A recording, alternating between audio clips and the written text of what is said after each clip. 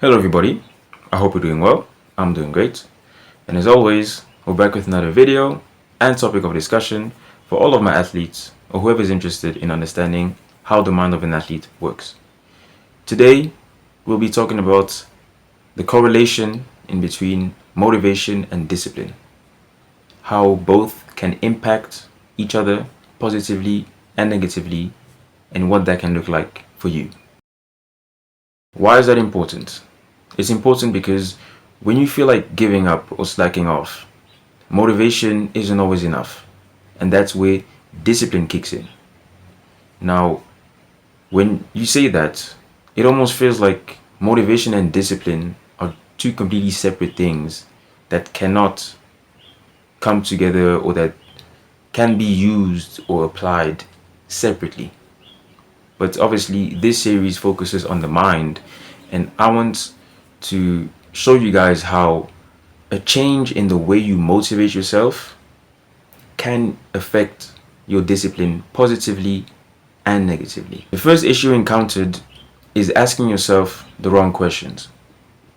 Asking yourself the wrong questions at the wrong time and not understanding what leads you to asking those wrong questions. For the most part, these are questions that don't allow you to move forward, but they rather encourage you to give up. And that's why I talk about what led you to ask yourself these questions. Maybe you had a bad day, you're having a bad season, you're having a string of bad training sessions or whatever. And the kind of questions that run in your head push you to thoughts of giving up, thoughts of letting your foot off the gas and just taking it easy.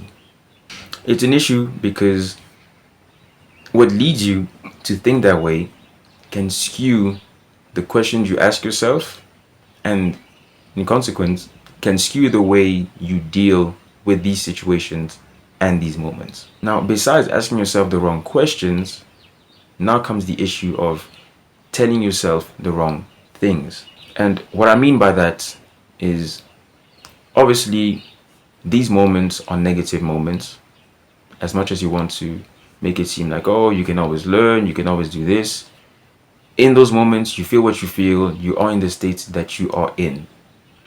But the issue is letting these moments define you long term, rather than seeing these moments as fixed in time. It happens, you move on, you move forward. What a lot of us tend to do is that we carry whatever happened in that moment to the rest of whatever we have going on. And that's how, without realizing it, you live in the past. Not just in the past, but you're living a past that is negative. And by carrying that into your future, you can only imagine what your future has for you with that same negativity that you're carrying. Now, how do we deal with this? I'll start by a more practical tip, and it starts by asking yourself, what would I do instead?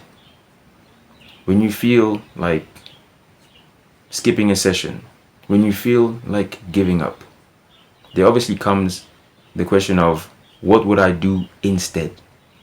If you really were to give up on the plan that you set for yourself, what would you do instead?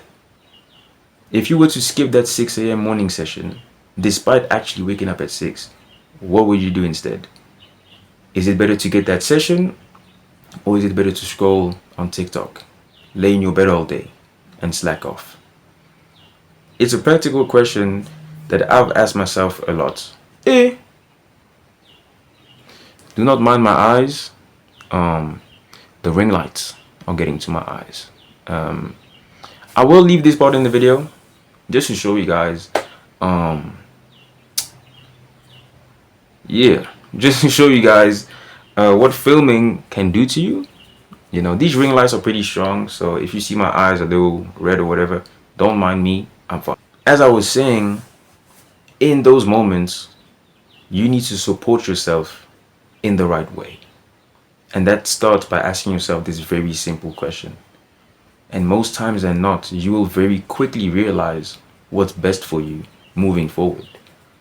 And in that way, it's easier for you to make the right decisions and avoid giving up on things that are not worth giving up on simply because you felt off for one day, you felt off for 1 week.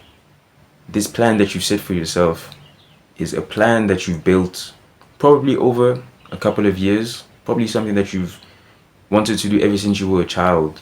So letting such a small moment define all of that, take all of that away from you, I believe is a big mistake. And by asking yourself this one question, you can avoid a lot of that. The second way to deal with this is understanding that what you feed your mind shapes it. Ultimately, you need to be careful of what you tell yourself. You cannot allow temporary emotions to shape your permanent state of mind. And what I mean by that is it's fine to feel some kind of way when things don't go wrong. But it is wrong to carry those feelings and permanently ingrain them in your mind, because now you're almost taking that in as part of yourself, as part of your identity, as how you see yourself. And that's counterproductive. A moment is a moment. Moments don't define you. You cannot let the constant ups and downs completely take you away from the goal you set yourself. Leave those moments as moments.